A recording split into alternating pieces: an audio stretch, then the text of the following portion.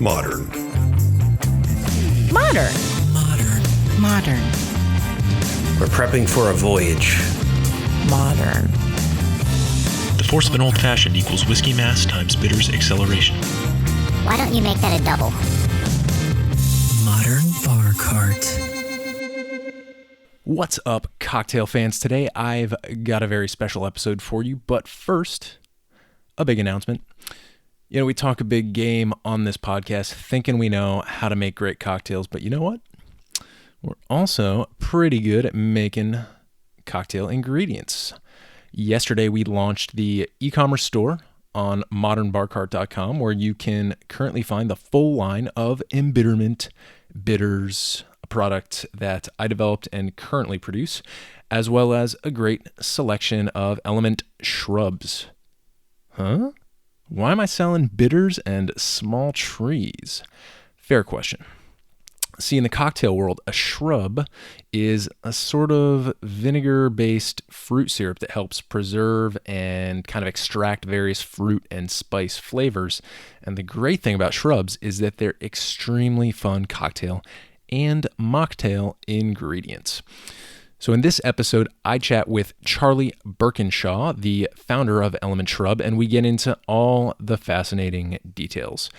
Charlie is a good friend of mine. His photography and Instagram skills are on point, and I know you're going to enjoy this interview. Last thing, before I get out of the way here, if you visit modernbarcart.com anytime in the next week, that's July 27th through August 2nd, 2017, all Element Shrub products will be 10% off. No code needed, just a sweet little sale, so please check out our newly launched e-commerce store. That's not quite a cocktail of the week, but it's certainly a deal of the week, so we'll jump back on that train next episode. Until then, I hope you enjoy my interview with Charlie Berkinshaw of Element Shrub. Hey everybody, welcome to the Modern Bar Cart podcast. I'm Eric Kozlik, your host, and today we are hanging out with Charlie Berkinshaw of Element Shrub. Charlie, thanks for joining us. Thanks for having me, Eric. Great to be here.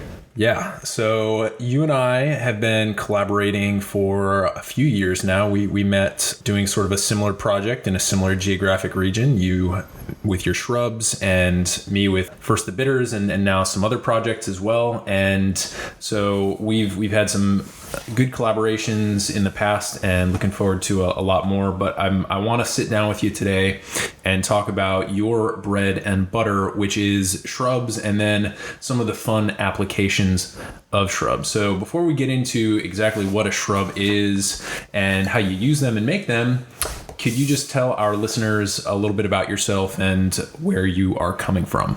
Thanks, Eric. Yeah, so my name's Charlie. Grew up in Annapolis. Now live with my wife and two kids in Arlington, Virginia. I actually don't have any background as a bartender, working for restaurants, making cocktails for a living. I really started making shrubs when my wife was pregnant to sort of satisfy a craving she had for a real cocktail. The goal was, try to create something that had the complexity of a cocktail, real ingredients, not a lot of sugar, and of course, no alcohol. And so, how do you create that sort of, that feeling of, at the end of the day, you've had a long day, you come home, you've been working hard, you want to have a drink, but, juices just don't really satisfy that need. Sodas are artificial and have a lot of sugar as well. And water just gets old after, 6 or 7 months of being pregnant. And so we learned about shrubs when we were in Cambridge, Massachusetts, and we got involved in this group that foraged fruit from people's backyards. And so we made jams and jellies and pickles, anything you could make with fruit we made. And so by adding the vinegar to the fruit and sort of preserving the harvest, so to speak, you're able to create this really interesting sort of syrup that has a lot of different layers, sort of acidity and sour and tanginess from the vinegar, and then sweetness from the fruit and the sugar that you add. And so we started experimenting with the fruit that we found in people's backyards in Cambridge and started adding different herbs and spices and kind of creating unique flavor combinations that would be great just sort of on their own or mixed with seltzer, because again, our goal was to create the perfect mocktail, not to create something that would either get lost in a cocktail syrup or that was sort of catered towards cocktails. So instead of focusing on, citrusy lemon, orange, lime flavors, we wanted to do something that was really different and that had a lot of complexity on its own. Yeah. I know that your flavor combinations, now several years later, are something that the people who love your products are just crazy about. So whenever you launch a new flavor combo, it's always really exciting. So thank you. It's nice to hear about how you kind of backed your way into cocktails from an actual need that you and your wife had. And it's always good to hear those stories about, instead of buying a cocktail book and just diving into the technical aspects of it, you kind of did it in a really creative kind of alternative way. So that's really fun to hear about. Before we get too far into it, can you zoom out and tell us what a shrub is? I know you've mentioned some of the ingredients, but what is a shrub and how generally could one produce a shrub? Sure. So I would say in layman's terms, it's essentially sort of a colonial way of preserving fruit using vinegar. There are a few, if you go way back in history, there's a few different kinds of shrubs. There's an alcoholic one made with brandy, and then there's other sort of stories about shrubs in history. But I would say, at least from our perspective, our goal of creating shrubs is to preserve sort of the harvest of the fruit from that season. So blueberries in the summer, pears in the fall, whatever it is. Nice. And you mentioned that the way that you incorporated these shrubs into the cocktails or the mocktails, as it were, that you were making was that you've got these traditional cocktail fruits or acids, right? Lemons, limes, sometimes oranges, and you basically, correct me if I'm wrong, you're taking the acidity and the tanginess that's there in the vinegar, and that is sort of serving as the vehicle for that acidity in the cocktail in replacement for the citrus juice. And then the other flavors that you've been able to add in that shrub also kind of do something completely different, right? Yeah, exactly. So, if you think about sort of two ingredients that you see a lot in cocktails, so lemon juice and simple syrup. Lemon juice is obviously acidic and simple syrup is sweet. And, a shrub contains vinegar, sugar, and fruit. So we have a lemon mint shrub that kind of serves the function of lemon juice and simple syrup in a cocktail. So, but then in addition to just the lemon, it's got the mint in there as well. Instead of pineapple juice, we use our pineapple turmeric shrub, which has sort of some bright acidity from the pineapple and then some really kind of awesome savoriness from the turmeric. Yeah, and I think the lemon mint is a really great example because you take a classic cocktail like the mint julep, which has, mint component and a simple syrup component, and then instead of using a mint simple syrup or simple syrup and then freshly muddled mint, like usually the recipes dictate, you replace that with a lemon mint shrub. And not only do you have the requirements for the cocktail, but you've, with one ingredient, made the cocktail simpler and more unique, which I think is a really cool power to put in the hands of somebody who's experimenting with cocktails. Yeah, exactly. And I think that's one of our goals. I think the hard part about making shrubs is that a lot of people still don't know about them, and know what they are and know how to use them. And so for us, sort of our cocktails and mocktails that we've created are to help people kind of better understand how to use them and what to do with them. Yeah, and we're definitely going to link to all of your social media in the show notes. Really fun Instagram to follow and Facebook as well. You're a really talented photographer, and I've been the beneficiary of that for sure. So before we move on to some other questions here, I want to give folks a sense of your product line. And just, you've mentioned the lemon mint and the pineapple turmeric, which are great examples, but can you mention all of your other flavors just so that folks can really understand the range? Sure. So we launched with a chai pear, Honeydew Jalapeno, which is actually my personal favorite, our lemon mint, and a blueberry rosemary that we do in the summer. Then we released our pineapple turmeric, a cranberry hibiscus that we make around Thanksgiving, and then most recently a grapefruit vanilla and a blood orange saffron. Yeah, those are really cool. And what I'm noticing there is that you're pairing things that you don't always see together, right? Yeah, exactly. So we want to do something that's familiar to people, and then pair it with another ingredient that's still familiar to them, but not familiar in that combination. And for us, color is really important too when we make our products, because we don't use anything artificial. We don't use any natural flavorings, any artificial flavorings or colors. And so if you think about our pineapple turmeric, we've got pineapple, which is sort of yellow and bright, and then we've got turmeric, which is also yellow and bright. And they also happen to work well together flavor-wise, but that's not always the case. With our blood orange saffron, it's blood oranges, which are sort of orange and red. It's carrots, which are orange. It's saffron, which is orange, and then a little bit of ginger as well. So we're always thinking about sort of color palette and how it looks, because we use clear bottles and we think shrubs are beautiful and should be sort of shown off. And so if you did like a pineapple shrub and you paired it with grapes or something that was not yellow, it would be brown and not appealing from, like, you see pineapple grape and you expect it to be kind of yellow, but it's not, and so you might think it went bad or something. I don't know.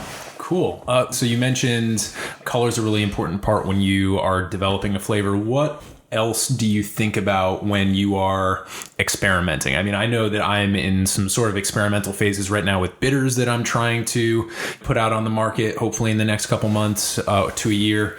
And so experimentation is very much on my mind. What else do you do when you're developing flavors? So thinking seasonally, for sure, thinking about what grows together. There's sort of this, I don't know if it's a mantra, but what grows together goes together. And so thinking about, well, okay, in the summer we've got lots of fruit to pick from. Sort of our best opportunity to kind of align colors with what's growing together. In the fall, in the winter, you're a little more limited, but there's still plenty of sort of opportunities to be creative and do things that are a little bit different and more experimental. Sure, and that's where things like ginger and turmeric and some of the spices come in. Exactly. So, in the fall, we do our chai pear, which is great, and we pair it with sort of the chai spice notes.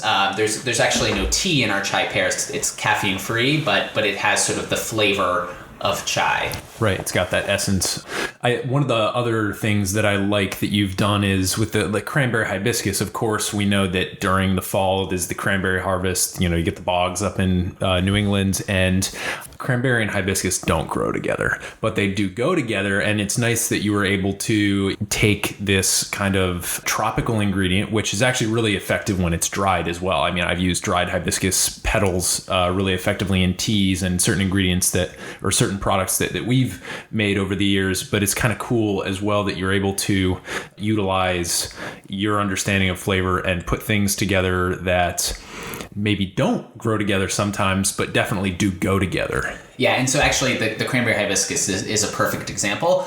That's sort of our smallest window, because our cranberry hibiscus also has a little bit of watermelon and basil in it. So we're taking sort of the watermelon from the end of summer, early fall, and the cranberries from sort of the beginning of the cranberry harvest, and kind of pulling those together and trying to take advantage of everything we can during that narrow window. Great, yeah.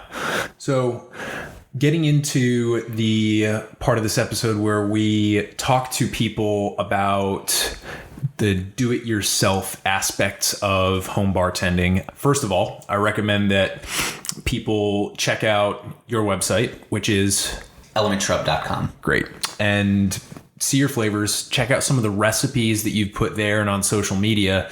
And before maybe experimenting with your own shrubs, pick up a bottle of Element Shrub, knowing that, it's really high quality, and that, as you've just heard, we're, using seasonal ingredients and really doing a careful job of flavor pairing. So see what it looks like when a shrub is done really professionally. And then if you really enjoy what you can make with that product, then maybe you can start to experiment a little bit on your own using the seasonal stuff that grows around you. I mean, the goal is, hopefully we are reaching folks not just here in the mid-Atlantic United States, but also around the country and around the world who might have access to really great products that only they can access really easily at a certain time of year.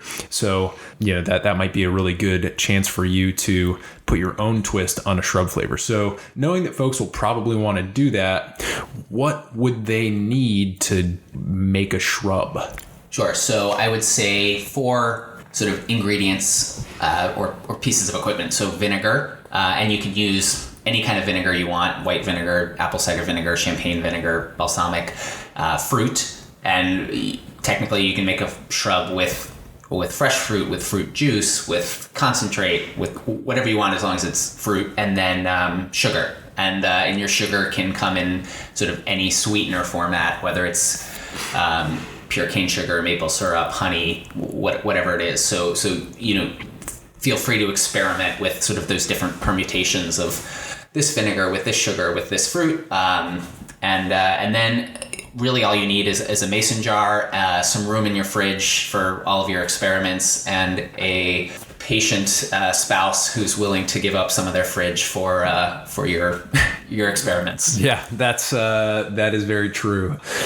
I really like the point that you made about sugar, because when we think about sugar, so often it's just in the form of table sugar or a simple syrup made with a, refined sugar that is clear. But thinking about color, that's certainly a way that you can influence the color of your shrub by using something different. And then as far as maple syrup and honey go, that's a really cool way to take a local approach to your shrub, and depending on what the bees are using, where you get your honey, or depending on the type of maple syrup that you use. That's a really cool aspect that never really occurred to me. Yeah, and actually, so Shrub has sort of a sister in the vinegar world called switchel. And switchel is sort of also known as the haymaker's punch, and is traditionally made with apple cider vinegar, maple syrup, lemon, and ginger as sort of like a very basic recipe. And switchel is most often diluted with tap water and was enjoyed by farmers in the field when it was really hot as sort of a refreshing drink. Nice. Yeah. So we will hopefully, I don't know, maybe we can find somebody who makes switchel and get them on the show too, although I have not encountered anyone yet. That's what you need, folks, to make your own shrubs, and then logically you're going to want to consume them somehow. So I want to transition, if we could, to the other aspect of the show, which is mocktails. So we have an episode with Colleen O'Brien from Wild Roots Apothecary, where we talk about the relationship of the body to alcohol and cocktails. And in that show, we talk about mocktails as a really great alternative when you're trying to be a little bit healthier, perhaps if you are pregnant or trying to take a break from alcohol, whether that's a permanent break or just a temporary one to let your bodily systems rejuvenate. But Charlie makes some really, really great mocktails, and I was hoping you could talk a little bit about, first of all, how mocktails and cocktails are different. Like, is there a set definition, or is it maybe a little bit subjective? And then maybe we can get into a couple examples.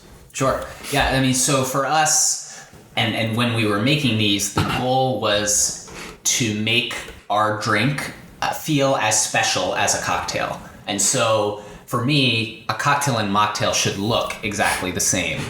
The garnish, the way it's presented, you don't want to serve somebody a fancy drink and then have the woman next to you who's pregnant or isn't drinking, or guy next to you who isn't drinking, to get a Coke with ice in it and like a plastic straw. You want them to feel as special as the person next to them that might be having a cocktail.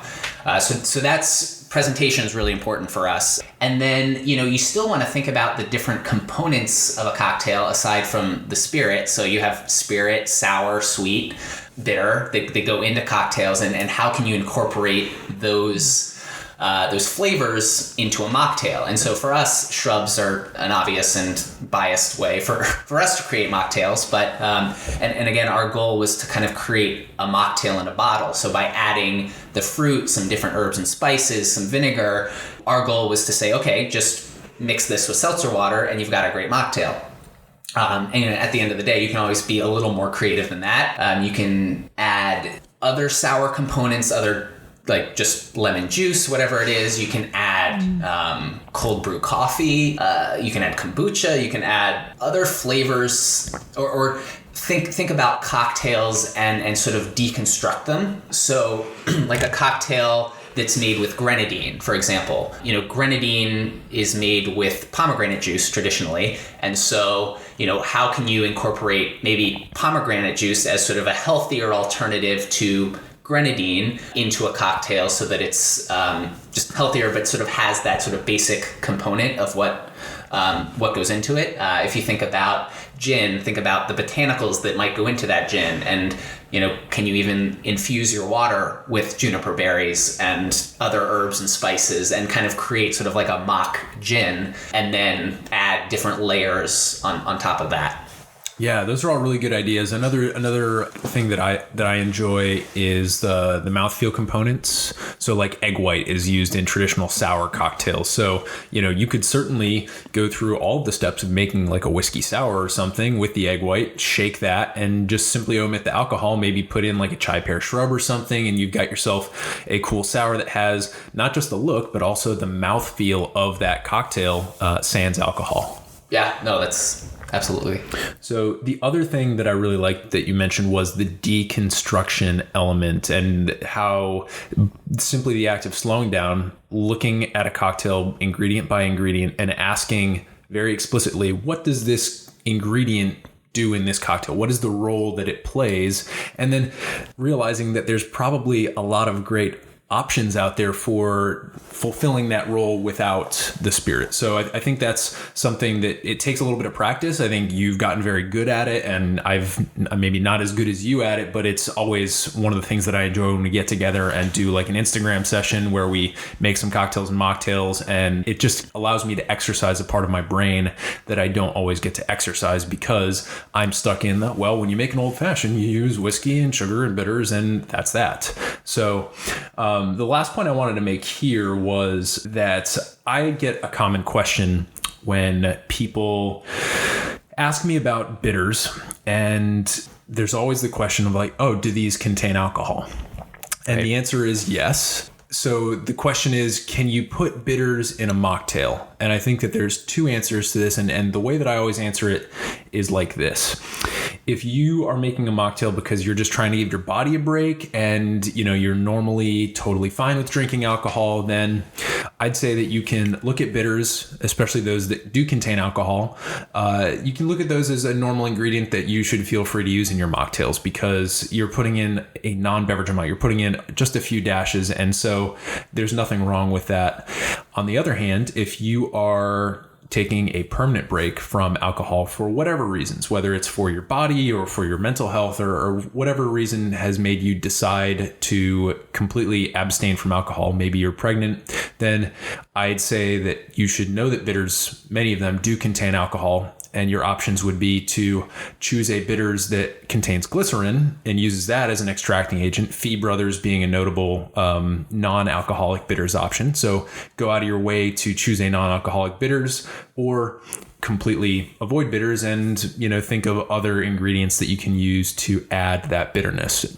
So mocktail supplies, very similar to cocktail supplies because they're a cocktail sort of replacement, right? And using a lot of the same techniques. Are there any other pieces of equipment or considerations that people should think about when prepping their bar cart for mocktails? Yeah, I mean, shrubs for sure. They've just got such a great complexity with the vinegar, and they're easy to use once you sort of get comfortable with the idea that there's going to be vinegar in your drink. So I would say those, and again, just going back to what you said before, think about what your favorite cocktail is, understand what the ingredients are that go into that, figure out maybe, how could I replace this with something that doesn't have alcohol in it, and try to build something that has sort of similar layers. And, it might take you a few iterations, but it's a fun way to sort of channel your creativity, because it's frankly a little bit harder to make a mocktail taste as good as a cocktail when you're limited to, using something that you're very used to using in a cocktail but can't. Yeah, no, those are the good points. Two things I want to highlight there is that, one, creative constraints often, even though you have to work a little harder, when you do nail it, those creative constraints make the victory all the sweeter when you've overcome odds to make a really awesome creation. And the other point I want to make is that since the tools you'll need to make mocktails are virtually the same as the tools you use to make cocktails, really what we're learning here is that the fridge and nature, the things that are growing in whatever season you're in, are extensions of the bar cart. So when you're building the bar cart, think seasonally, think about the farmer's market or the store as an extension of your bar cart, and also your fridge. So if adding that pomegranate juice, for example, if you know that you like grenadine in your cocktails, have that pomegranate juice in the fridge ready to use, and that is a way of building your bar cart so that when you do host a party and you have somebody who wants a mocktail, or you just want to have a mocktail party, then you've got it there ready to go. Yeah, I would also say one other thing to add, or to think about a lot, is different herbs and spices. I think there's so many different flavors and, bitter, sweet, sour that come from just spices that you probably have in your drawer that you've never thought about putting into your cocktails, but, they could be add a really interesting component to a mocktail. Sure. Yeah, that's a really good point. And again, you can, if you check out the interview with Colleen O'Brien, you can hear a lot of nerding out about herbs. So definitely check that out as well. So we're gonna get into the lightning round questions really quickly here. These are a good opportunity for folks to learn a little bit about your personality and your preferences, Charlie. So what is your favorite cocktail? And if you can't name a favorite of all time, what is a cocktail you've recently fallen in love with? So I think my favorite cocktail is the Corpse Reviver No. 2. And it was actually the first cocktail I really enjoyed with gin in it as well. And I typically like drinks that are stronger because I'm just one of those people that just drinks whatever's in front of me very quickly. And so I find that, if it's a little bit stronger, I tend to sip it and enjoy it a little bit more. Yeah, I'm the same way, and I think for that reason I have gravitated not only toward gin, which is kind of asserts itself in a drink, but also various Amari that are very bitter and kind of bracing. But the Corpse Reviver is a really awesome drink, and you mentioned Corpse Reviver No. 2. The Corpse Reviver is an entire family of cocktails, and I think No. 2 is sort of generally agreed upon as the one that is the favorite, the crowd favorite. But folks, you can definitely check out the different Corpse Revivers out there and see if maybe there's an iteration that more closely mirrors your spirit preferences. Next question. What is your favorite spirit and what do you like about it? So, good segue. I actually, gin is probably one of my favorite spirits now, even though I used to stay away from it prior to kind of making shrubs. But, I really like it because it's sort of an open book. You can add different botanicals, you can add different herbs and spices, citrus, whatever it is, as opposed to sort of the restrictions that they put on whiskey or bourbon in terms of where it has to come from, how much alcohol it has to have, how many years it has to be aged, et cetera, et cetera. And so, I like that the variety of gins that you can get really varies, no matter where you are.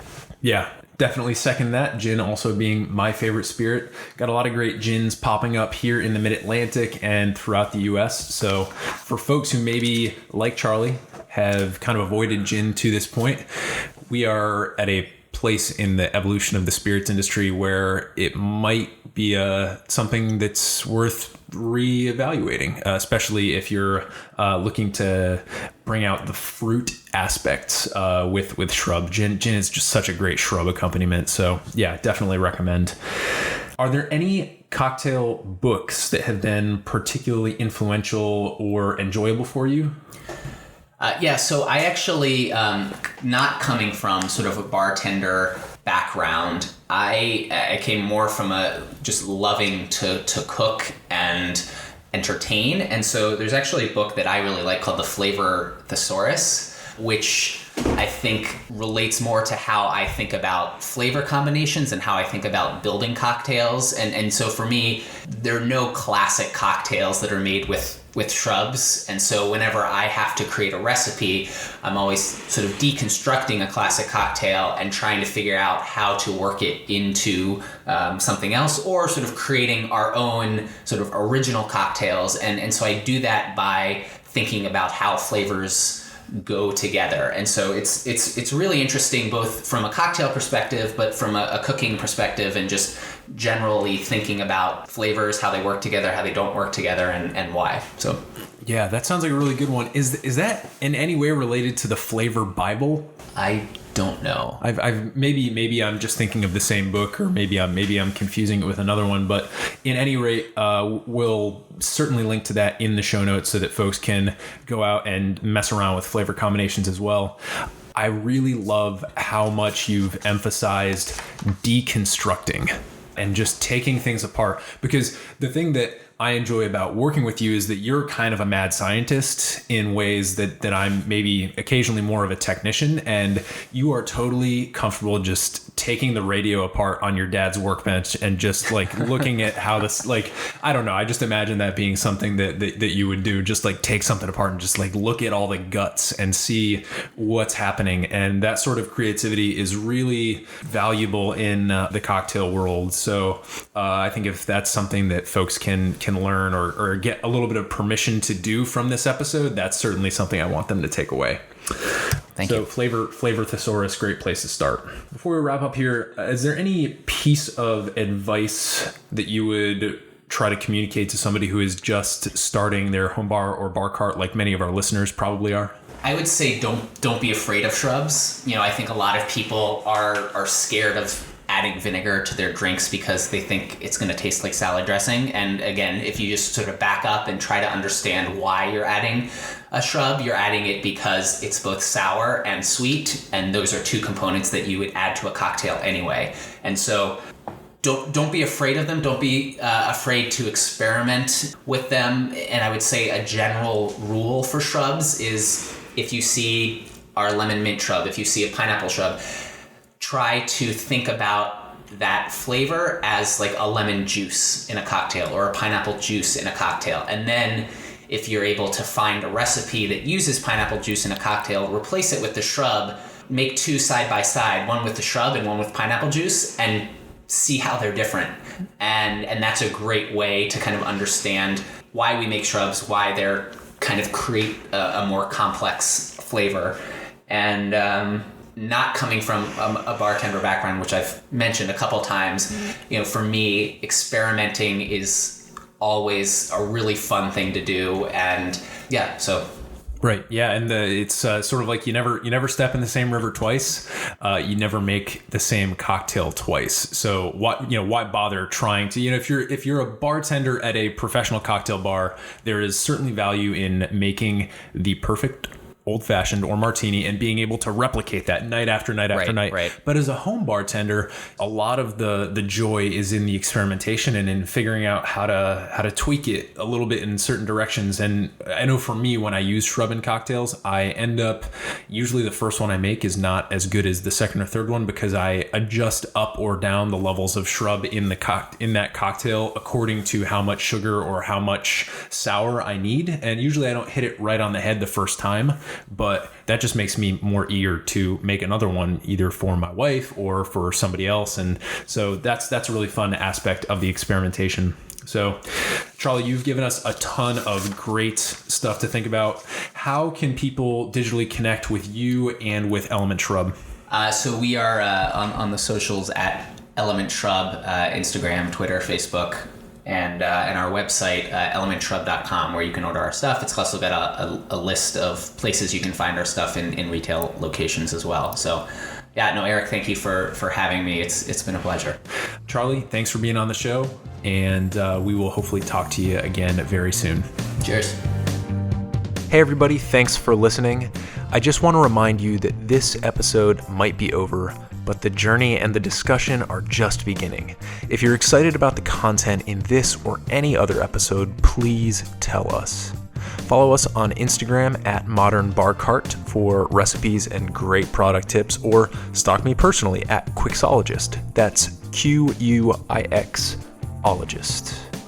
You can also like us on Facebook by searching Modern Bar Cart, or hit us up directly via email by sending a note to podcast@modernbarcart.com. That email address, by the way, is also the one that you should use if you've got any cocktail or home bartending related questions you'd like us to address, or if you think you have a unique perspective on the cocktail world and would like to be interviewed for all to hear. I'll see you next time, but until then, drink responsibly and experiment boldly.